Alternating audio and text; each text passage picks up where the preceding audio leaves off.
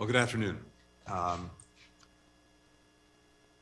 Foreign Minister Baerbock, we had a terrific first meeting in Liverpool, and it's really a pleasure to welcome you to Washington, to the United States, for the first time in your new role as Foreign Minister.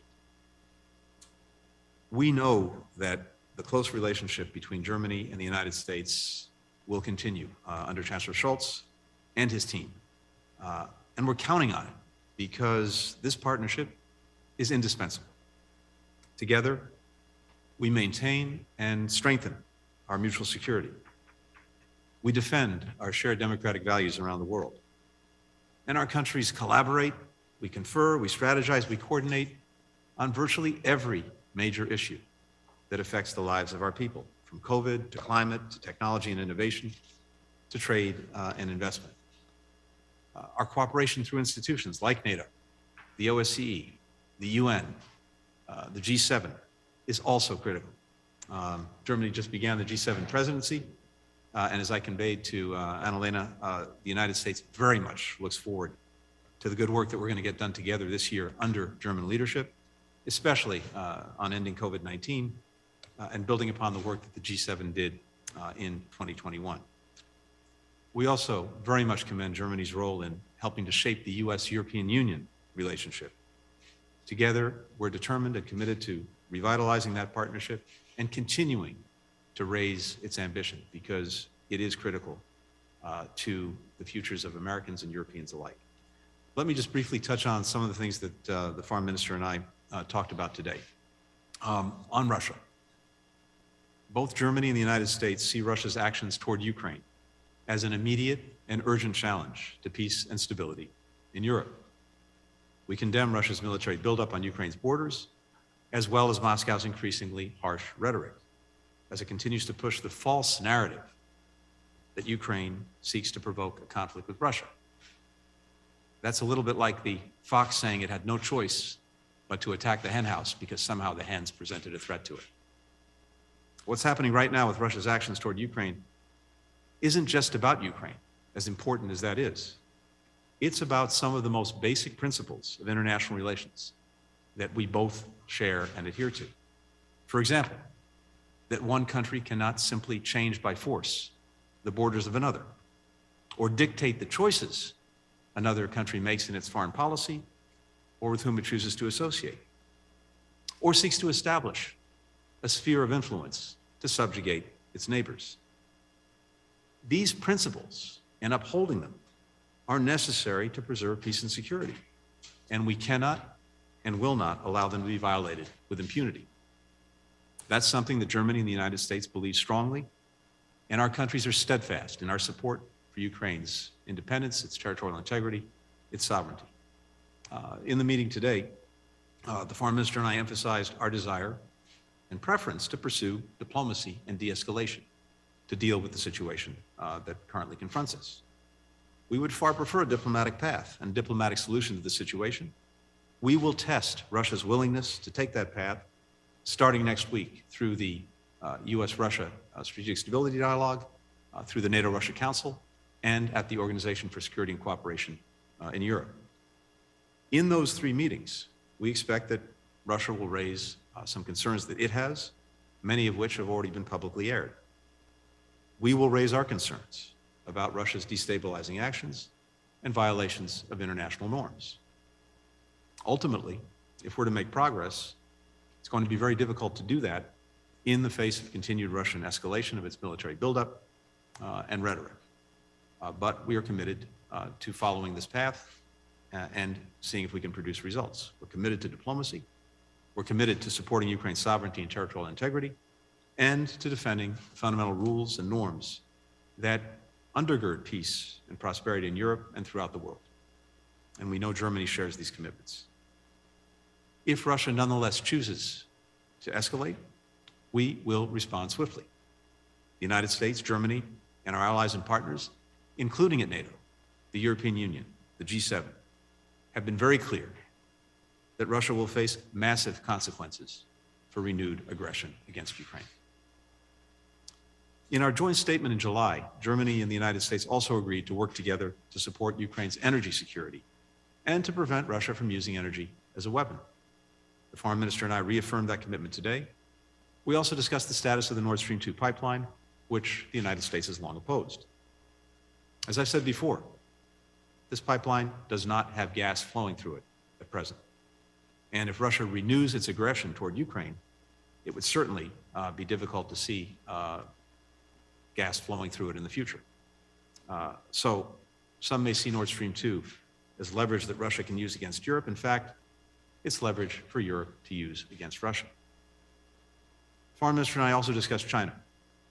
Germany and the United States agree on the importance of transatlantic coordination on China because it poses a significant challenge to our shared values, to the laws, rules, and agreements that foster stability, prosperity, and freedom worldwide. We also agree that together we will continue to build across the board an affirmative vision for the future, because fundamentally, this is about what we're for together, not what we're against. Having said that, we have immediate concern about the government of China's attempts to bully Lithuania, a country of fewer than 3 million people. China is pushing European and American companies to stop building products with components made in Lithuania or risk losing access to the Chinese market, all because Lithuania chose to expand their cooperation with Taiwan. Here again, this isn't just about Lithuania, but about how every country in the world should be able to determine its own foreign policy free from this kind of coercion. And the United States will work with our allies and partners, including Germany, to stand up against intimidation like this from China by strengthening our economic resilience, diversifying our supply chains, and countering all forms of economic blackmail. And we'll continue to stand together against flagrant human rights abuses by the government of China and advocating for universal human rights around the world. There is so much more to be said about the work that we're doing together, but in the interest of time, let me leave it there for now. Annalena, thank you again for making this journey at the very beginning of the year to snowy Washington, D.C. We're extremely excited to work with you, with your colleagues in the new German government, and we fully expect to continue to make real progress together this year, in the years ahead, on the issues that really matter and make a difference in the lives of our people. Annalena, over to you. Thank you.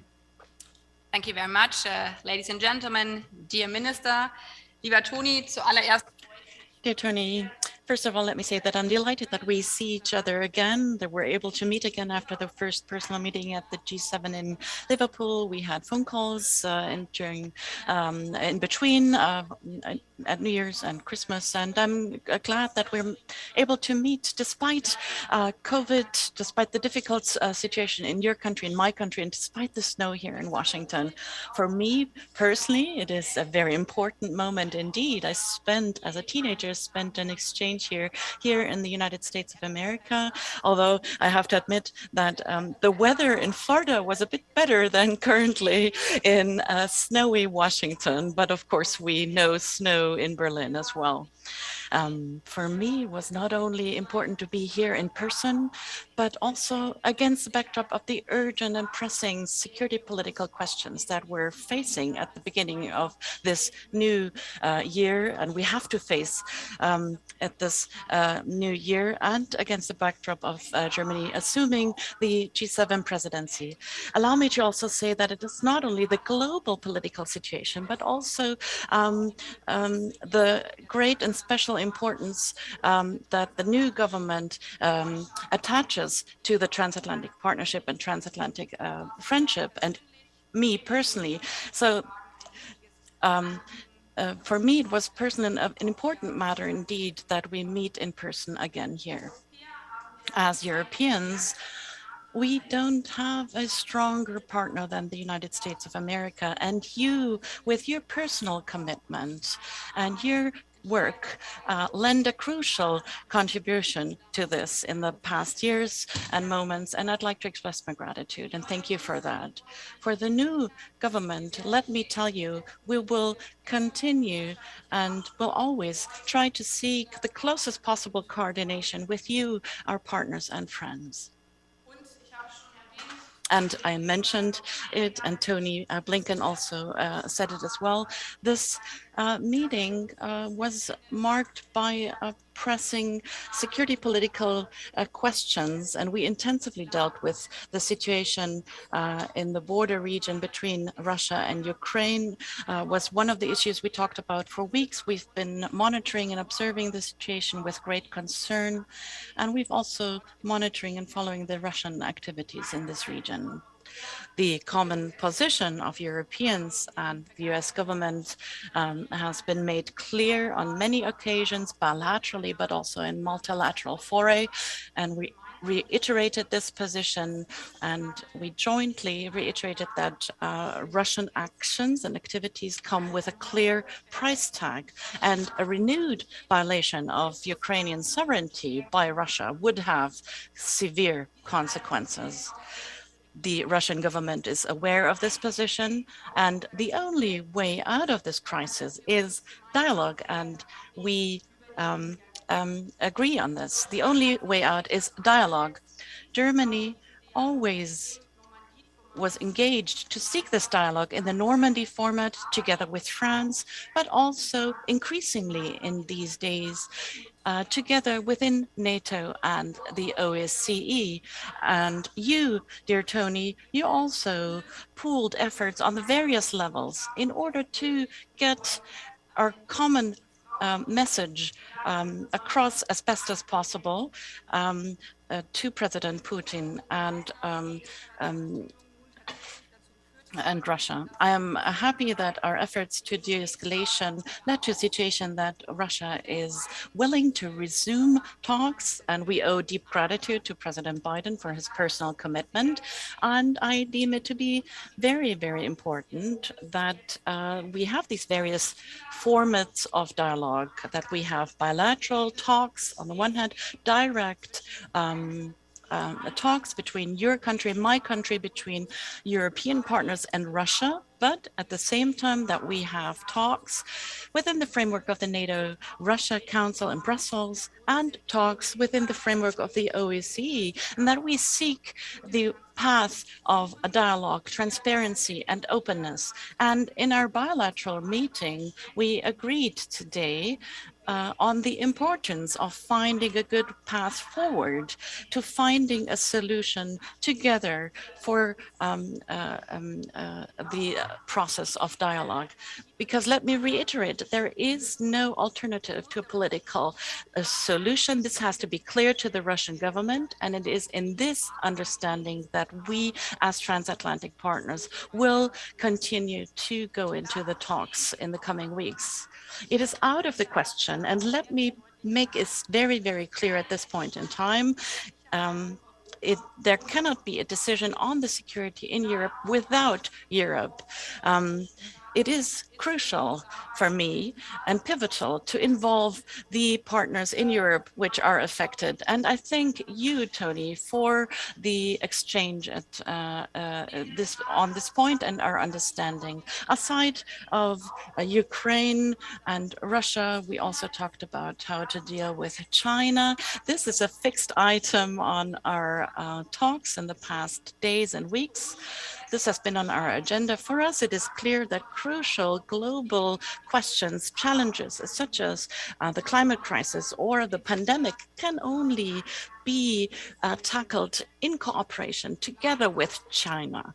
At the same time, we have to defend our values in a steadfast fashion and defend these values. As new German government, we focus on a joint China policy, and we focus on a close coordination between the EU and the USA, and we deem it to be pivotal and crucial. Other countries have marriages of convenience or alliances of conveniences or satellite states, but we are more than that. We're friends and partners that share the same values, and we have to live these values. Also, we are pulling in the same direction when it comes to Iran and the JCPOA. The discussions and negotiations in Iran are entering a crucial phase. Iran has squandered a lot of trust, and there is not much time, but we intensively use this time together in Vienna. Tony, dear team, once again, a very thank you so much for welcoming us so warmly here in Washington. Washington, and I'm looking forward to coming back to this beautiful country. It is important to me to come back soon and not just visit Washington and continue our talks here, but also hold discussions and talks with people in this country on various places. And I'm looking forward to tackling the difficult situation on both sides of the Atlantic and tackling the difficult situation for the peoples of our countries. Thank you so much for this meeting, indeed. Turn to questions alternating between the US and German side. The first US question goes to Missy Ryan of the Washington Post. Missy, if you could unmute yourself and ask your question, please. Thanks, Ned. First question is for Secretary Blinken on the Russia-Ukraine situation. Mr. Secretary, the Russian government has emphasized that a deal must be struck quickly, but at best, next week's negotiations seem likely to result in an agreement on future talks or some sort of broad framework. Are you concerned these discussions will not move fast enough to head off a Russian invasion? And in addition, given that Russia appears to want to deal primarily with the United States on a range of issues affecting NATO, and the US wants to limit bilateral talks to bilateral matters, what are your expectations for any sort of breakthrough? And then for Madam Foreign Minister, on China's relations with Europe, which you referenced in your opening remarks, do you believe that genocide is occurring in China's Xinjiang region? And will you press for an EU-wide ban on goods from there? And what do you believe Germany and the EU can do to support Lithuania in its rift with Beijing? Thank you. I'm happy to start. Missy, thanks very much, and good to see you virtually, and Happy New Year. Couple of things. First, we have been very clear, the United States and Europe together. We have laid out two paths for President Putin and for Russia: the path of diplomacy and de-escalation, and the path of deterrence, including the serious costs, the massive consequences that Russia would incur if it renews its aggression against Ukraine. And we are now in the process, the starting process, of testing whether this path of diplomacy and de-escalation can bear fruit. And that depends very much on whether Russia is truly willing to engage it. We have, coming up next week, conversations with Russia bilaterally between the United States and Russia through something that was established last year, the Strategic Stability Dialogue. This came out of the extension of the New START agreement to look at ways that Russia and the United States can continue to pursue arms control. But we're going to have a special session of that dialogue to deal with some of the issues of concern that Russia has raised, as well as issues of concern that the United States has. But at the same time, we are pursuing a conversation with Russia through the NATO-Russia Council, as well as at the Organization for Security and Cooperation in Europe, that the United States, Russia, all of our European partners, Ukraine, and others are part of.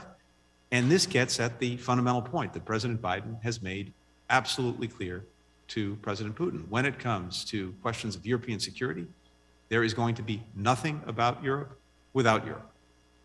Not just full coordination, full consultation, but participation as well. And that is the basis upon which we're proceeding and will continue to proceed. There are some issues that rightfully fit within the strategic stability dialogue between the United States and Russia because they go to arms control between our countries. But many of the other issues that Russia has raised and that we, the United States and Europe will raise, rightly fit in the province of NATO and Russia, or for more broadly, the OSCE, the Organization for Security and Cooperation in Europe. I believe that if Russia is serious about pursuing diplomacy and de-escalation, that there are things that that all of us can do relatively quickly to build greater confidence and to reduce some of the concerns that we have. There are also issues that could be on the table that would take some time to work through, particularly, for example, when it comes to arms control. You don't come up with an arms control agreement in a matter of weeks. So the real question is whether Russia is serious about diplomacy, serious about de-escalation. It's important that we begin these conversations. I think if they're going to bear fruit, if they're going to show real progress, that will require de-escalation. It's very hard to make actual progress in any of these areas in an atmosphere of escalation and threat with a gun pointed to Ukraine's head. So let's see where this goes over the next weeks. Again, I think we are together, as well as with our allies and partners in Europe, absolutely committed to pursuing diplomacy and de-escalation, just as we are committed to standing up for the principles that are at risk and for Ukraine's sovereignty, independence, and territorial integrity. Thank you for your question with regard to China. Es ist zentral. It is crucial that we speak with one voice here and clearly call human rights violations by their name, and that these violations are investigated. And the German federal government supports the proposals that were made in Europe and that we see here in the United States here as well, that products hailing from forced labor resulting from gravest human rights violations, that these products cannot enter the European market. And the same holds true when it comes to solidarity for Lithuania. We as Europeans stand in solidarity at Lithuania's side. Daniela Fates auf Redaktionsnetzwerk Deutsch. Daniela Fates, Redaktionsnetzwerk Deutschland. She will ask a question. Well, good afternoon. I hope you can hear me. I have a question pertaining to Russia, Ukraine. I have a question to you both, Secretary of State and Madam Minister.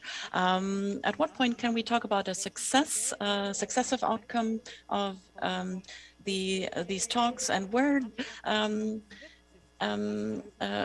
What kind of sanctions do you discuss? What importance do you attach to the SWIFT decoupling? And on the other hand, Ukraine demands weapons from allies. Mr. Blinken, should Germany fulfill these requirements, or is this going to exacerbate this conflict? I'm sorry, could you repeat the last part of that, because the translation kicked out for just 10 seconds. If you could repeat the very last part, I'd appreciate it. I'm going to repeat. The last question was pertaining to arms that Ukraine demands. Ukraine demands the furnishment, the supply of weapons. Would you, Mr. Blinken, say that Germany should supply Ukraine with weapons, or would this exacerbate the conflict?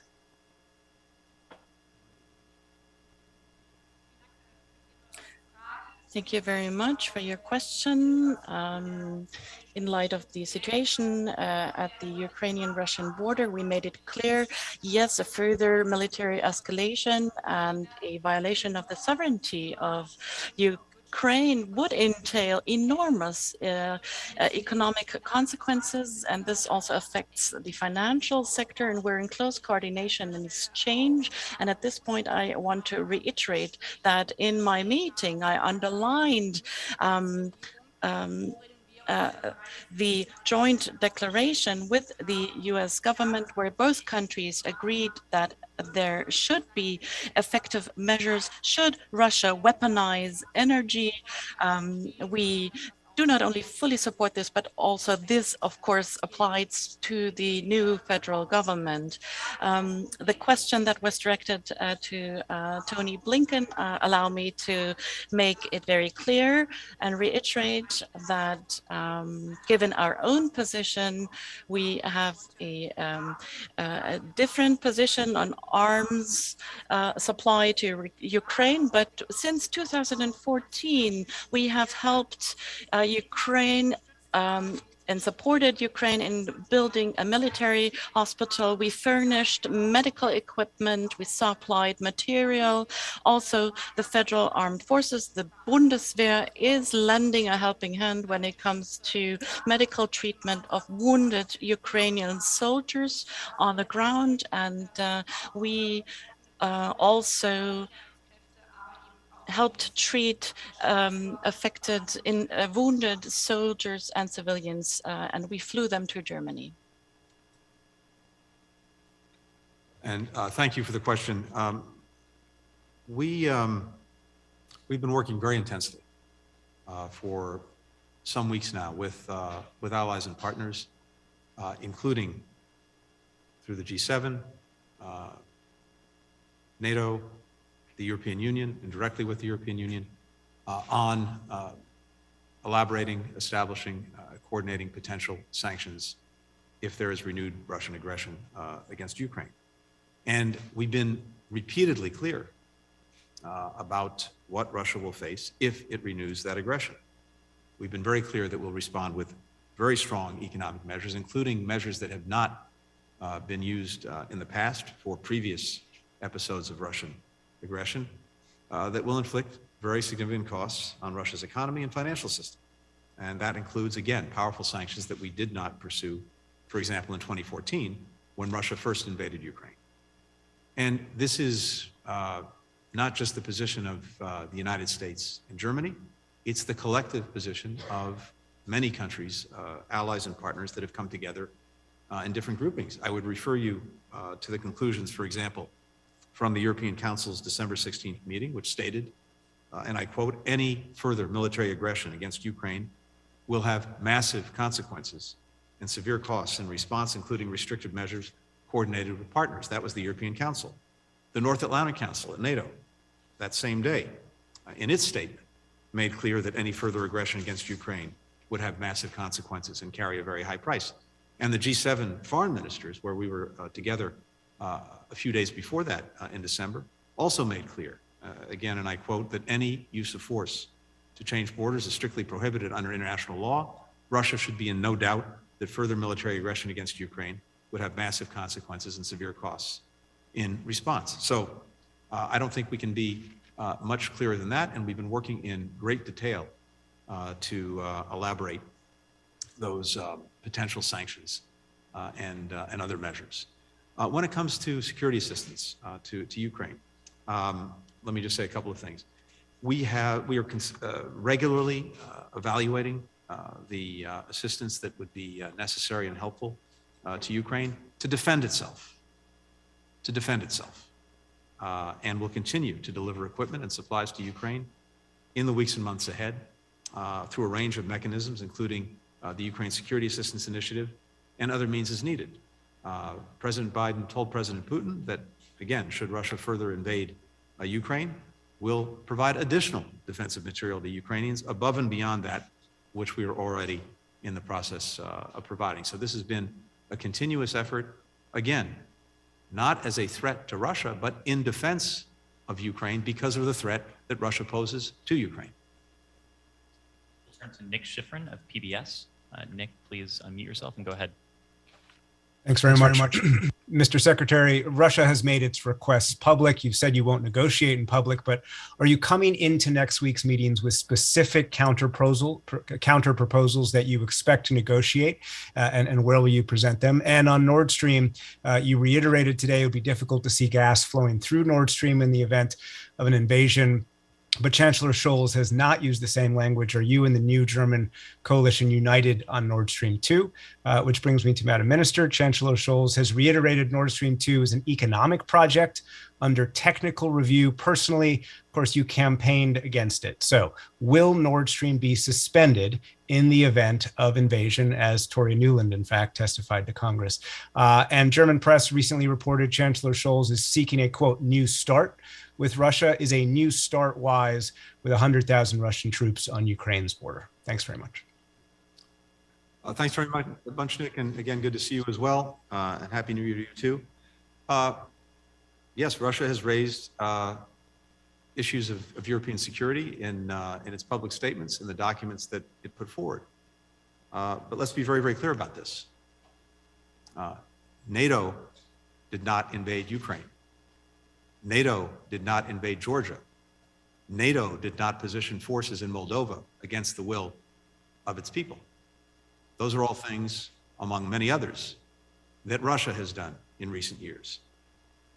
Over the past 2 decades, it is Russia that has invaded neighboring countries, interfered in other countries' elections, used chemical weapons to attempt to assassinate opponents of the government, and done so on foreign soil, violated international arms control agreements, pulled back from confidence building and transparency measures long agreed. And so we and our allies will absolutely be raising these and other issues with Russia in the days and weeks ahead. Russia has concerns. We will listen. We have concerns, and it's imperative that Russia listen. And I hope, again, as I said before, that we can find ways diplomatically through these conversations, both bilaterally between the NATO-Russia Council and the OSCE, to actually make progress. And of course, there is the ongoing military occupation in Ukraine that has to be dealt with. There's a process for that too, the Minsk process. And there are many steps elaborated a long time ago that, if taken, would resolve that peacefully and restore sovereignty to Ukraine in eastern Ukraine. We very much support that process. We support the work that Germany and France are trying to do to bring Ukraine and Russia together to advance it. And we'll do whatever we can to facilitate that in the weeks and months ahead. On Nord Stream 2, I'll let Annalena address that. I think our position on the pipeline is very well known. Germany and the United States also have an important agreement that we reached this past summer when it comes to supporting Ukraine's energy security and energy independence. And we are working together, I think, effectively to implement that agreement, including, for example, with starting to establish a green fund that would support green energy projects in Ukraine. With regard to the pipeline itself, as I said, it's not operational. And from our perspective, it's very hard to see gas flowing through that pipeline for it to become operational if Russia renews its aggression on Ukraine. Vielen Dank auch für Ihre. Well, thank you for your question pertaining to Nord Stream 2. In the past, I made very clear statements, and the Chancellor has made clear statements, and we voiced it differently, but we described the same situation. This new government stipulated clearly in the coalition treaty that as far as energy policy projects in Germany are concerned, that holds true for Nord Stream 2. They stipulated that European energy law applies, so in spirit and in reality. So this is why the Federal Network Agency has a suspended certification process. Tony Blinken pointed out to the fact that this is a state where we have means in our hand. At the same time, we made public statements, but also in joint tasks and in joint statements, we made it clear that for this new federal government, for all ministers, for the federal chancellor, we stand by the joint declaration together with the United States underlines that Nord Stream 2 has geopolitical implications. We agreed on this together with our European partners that we take effective measures together with our European partners should Russia use energy as a weapon, or should it continues its aggressive acts against Ukraine. But let me underline the following. At present, every day, every hour, every minute, we are doing everything we can in order to avoid further escalation, further aggressions, and a breach of international and European law. This is our pivotal task as foreign ministers, because this has pivotal and crucial significance for Ukraine, and at the same time, and this is a component of this joint declaration, and this is something that has been embarked upon at both sides of the Atlantic. It is important to become more independent when it comes to energy supply as Europeans, but also when looking to the energy supply of Ukraine through Ukraine, that we support Ukraine. And we need to support Ukraine to make the transition from a fossil energy supply and a fossil energy supply of Europe and move towards green energy supply. And this is why we have hydrogen projects and many other energy projects, Germany, but also in close cooperation with our American partners between the European Union and the United States of America. We have many plans and projects, and we are going to intensively deal with these projects. And sorry, my apologies, but on the New START question? I'm sorry, would you repeat it, please? Madam Minister, Madam Minister, I asked about the Chancellor's comments about wanting to create a new start with Russia, and I asked whether that it was wise to create a new start with 100,000 troops on Ukraine's borders. Thanks. Yeah, I'm sorry that I didn't answer this question. Mit Blick auf vielleicht auch nochmal formulieren. Well, having quotes in mind in different newspapers, I also talked about this in a situation where we're facing with a geopolitical, geostrategic situation that is different from what it looked like a couple of years ago or 5 decades ago. It is we're not able to use cookie cutter solutions to today's challenges. And you talked about tens of thousands of soldiers and military buildup after we've seen in 2015 the violation of Ukraine's sovereignty. And this is why right now is the moment in time. And as politicians, we formulate things differently, also taking one's own history and policies into consideration. For us, it is clear as Federal Republic of Germany, and we do so in coordination with our European friends and our transatlantic partners and friends. Now is the time, now is the moment in time to react to this situation. And the situation, the fact that we haven't had any talks within the framework of the NATO-Russia Council, it is important to change that. And this is what the Federal Chancellor actually meant, to do everything and to use every formats possible, even if those formats didn't work in the past. This holds true to the NATO-Russia Council, but also to Normandy format, but also this holds true to the OSCE. We need to use all foreign and multinational institutions in order to solve this. New START, I thought you were referring to the arms control agreement we extended last year, but I'm glad that Annalena clarified that too. Auf Seiten der deutschen Journalisten hat nun Frank Jordans von Frank Jordan would like to ask the last question. AP.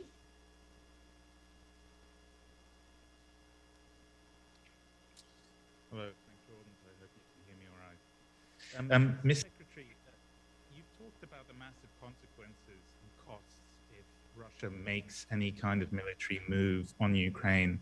But it sounds from what you've just said that you haven't really reached any kind of agreement on what exactly these consequences would be. Is that right? And do the proposed congressional bills on Nord Stream 2 threaten US-German unity on Ukraine? Und Frau Ministerin, Sie haben gesagt, dass Sie Madam Minister, you said that during the G7 presidency of Germany, you want to focus on the threat to democracies from inside and the outside. What's the foreign political dimension? Do you want to address countries such as Russia and China, or countries such as the United States play a role when it comes to the spread of conspiracy theories that harm fundamental facts, scientific facts, or values? Thank you.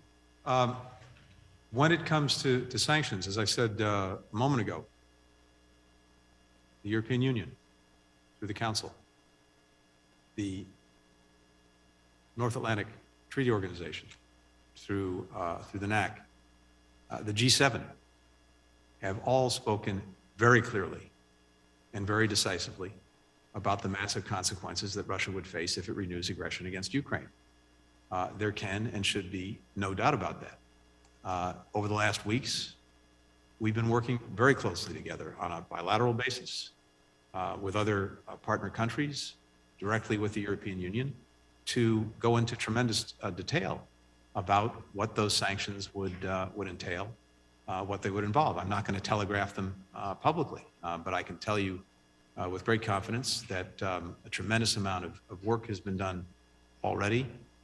There is very strong coordination and collaboration, and very strong agreement on measures that would be taken in the event of renewed Russian aggression against Ukraine.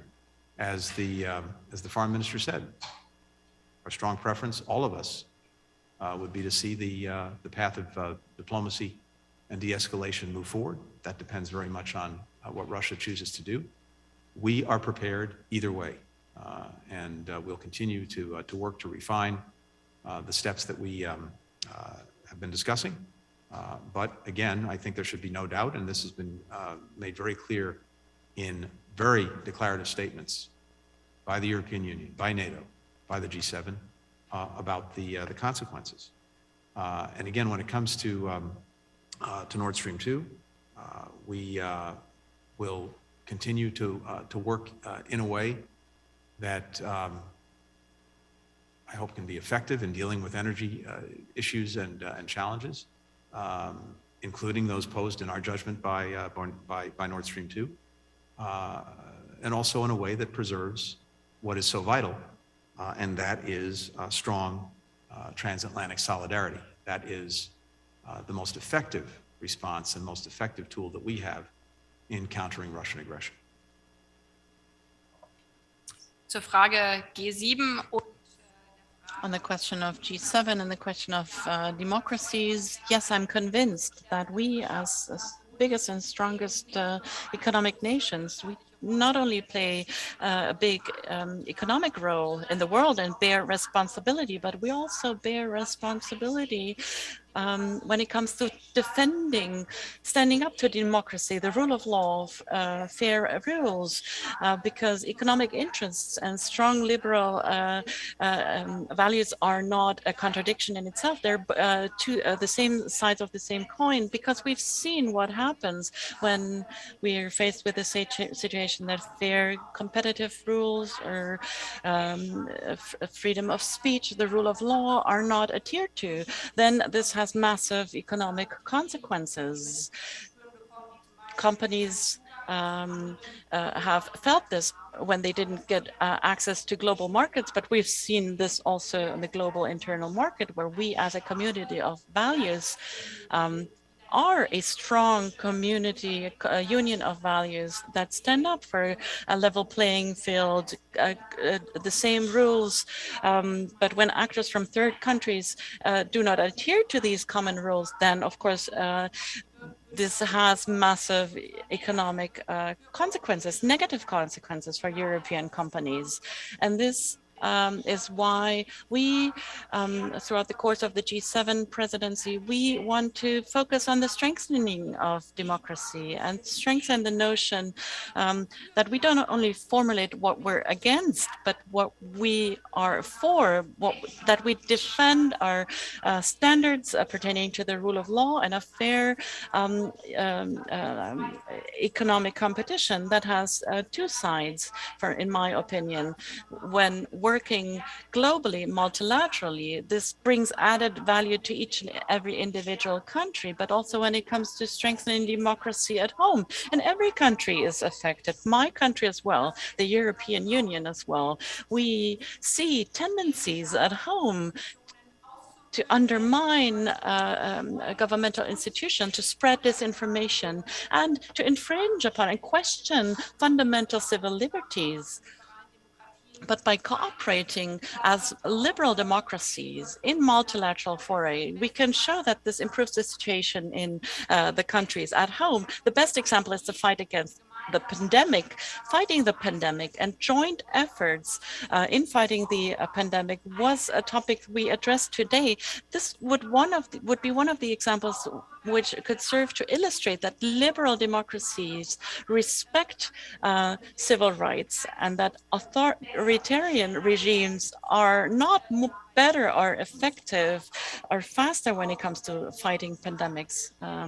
Also against the backdrop of tomorrow's anniversary here in the United States, but we've also seen protests in Germany where we've seen hate speech and incitement.